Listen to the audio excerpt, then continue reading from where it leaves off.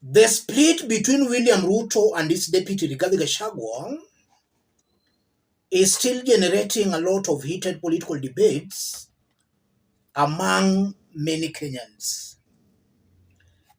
If you look at William Ruto supporters, the Kenya Kwanza supporters, they are now coming to terms with the reality that the split between Ruto and Rigathi is real.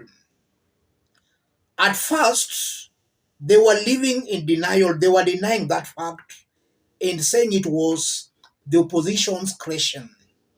But if now you look on the kind of sentiments they are giving out, they are coming to terms with the reality that the war is real. And it's also very interesting that this war seems to favor Rigathi Gachagua. Most Kenya Kwanza supporters are now sympathizing with an ethnic tribal leader in Rigathi Gachagua, though that's a story for another day. I honestly believe that a leader such as Rigathi Gachagua, someone who has come out in the open to talk about a shareholding government, somebody as divisive as Rigathi Gachagua, Kenyans should not sympathize with that leader. I want us to listen to Honorable Chege Majus. He's bringing a very interesting dynamic to that split. Listen to this before we continue. My people, I'm so surprised that even the people who I thought were sharp here can fall for such silly tricks that are being done by Ruto and Gachagua. Oh God. You think Ruto and Gachagua are fighting? They are not fighting. By the start of this year, Ruto and Gachagua, they well knew that 2027, there is no negotiation. They are all going home. Wamefika wa Kenya hapa. And now, they had to craft a plan. And the plan was this. How can we consolidate Mount Kenya again? Listen to Gashagua's voice the other day. To unite the mountain behind President William Ruto. Tutaunganisha mulema. That he will make sure that Mount Kenya have been rallied behind William Samoei Ruto 2027 kila mtu. Na hii ndio game. Now, pretend that we are fighting Gachagua, all of us. Then he will go back to Mount Kenya people for sympathy and emotion. They know, Ruto knows that Kikuyus vote for sympathy and emotion. No other reason, no development, no policies, nothing. They vote to mtu ikuja akilia, oh napigwa, oh inapigwa, tumpe kura, oh yoni wetu. They know. Just ask yourself, why is Ruto and Gachagua fighting? Give me one reason. Why? When people are fighting, there must be a reason. Give me one reason why they are fighting. There is none. So in this fight, people have forgotten about the finance bill, the taxes, no developments have been done so far, and there will be none. Because for the next 2 years, it will be consolidating the mountain. Consolidating the mountain. And nobody will ask about the roads. Nobody will ask about the taxes. Nobody will ask about anything else. It will be consolidating the mountain. Then, 2027, he will dump all of you at Sugoi, William Ruto's door. Gachagua will dump all of you there. In fact, let me tell you, the party that Gachagua will form, already Ruto knows the party. He will fund the party and everything. And then by 2027, Gachagua will tell you, now you have agreed to mheshimika. Tumeshikana, tumeheshimika. Mambo yetu sasa itaangaliwa. Hata yasiji one man whatever, sasa after tumerudi, tukirudi, tuta. Or where do you think Gachagua will go? You think Gachagua will vie for president?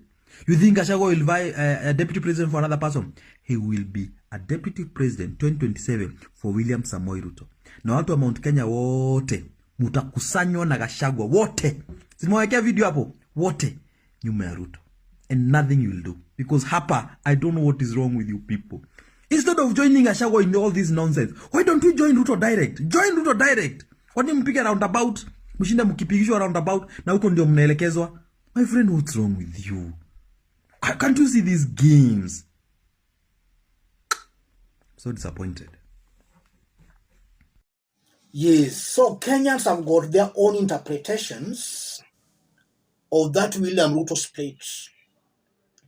And just to summarize what Chege is saying,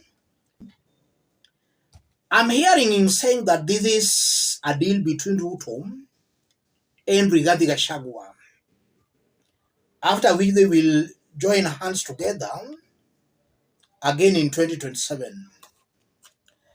And for those who have been following us very keenly here, my message is somehow similar to what Chege is saying. I've always maintained here that the war is real, emotions are running high. Without the mountain's vote, Ruto knows for a fact he will have to struggle to win 2027, because this other part of the nation, if you leave the mountain and the Kalenjin Rift Valley, I don't think this other side of the political divide can support Ruto. Ruto has failed badly. In fact, he's the worst president Kenya has ever had since independence. So I don't think this other side can support Ruto. Even if he was to part ways with Rigathi, Kenyans on this other side will still not support Ruto, because after all, he has failed to deliver. But I've always maintained that if Rigathi can prove himself on the ground, that he can control the mountain vote, then Ruto will obviously reach out to him. And with the disparate Rigathi Gachagua I know, somebody holding that office over deputy president itself is an achievement to him. Rigathi will easily craft a coalition with Ruto.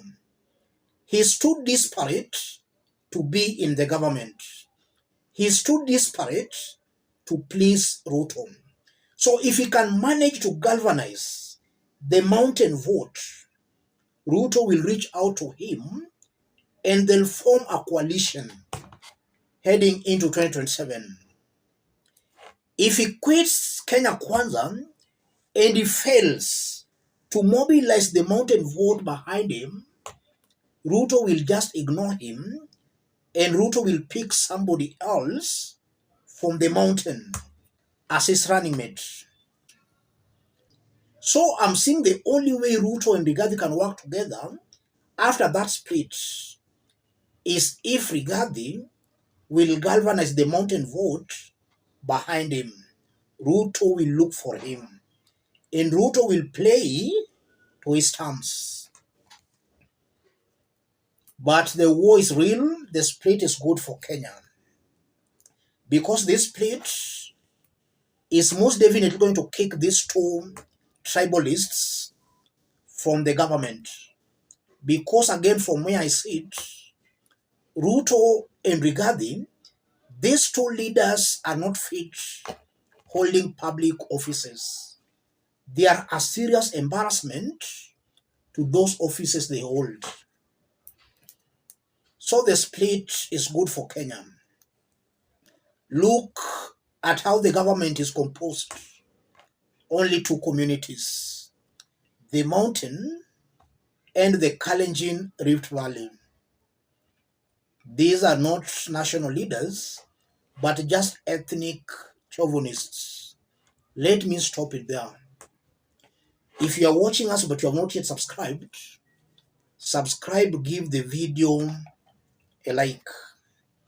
Any person who may want to buy us tea or something small, that's my M-Pesa line. Let's meet in our next analysis. Thank you. Nobody can joke with this person you see here. Joking with this is joking with everyone. Bwana Yesu asifiwe. I'm talking like that nikisimama hapa mbele ya altari because we are human beings. We all have an origin. Our origin is here near the mountain. And our person of the mountain is here. Yes. No. Jua uko na watu nyuma yako. Yes. East or west. Rigiji. Amen.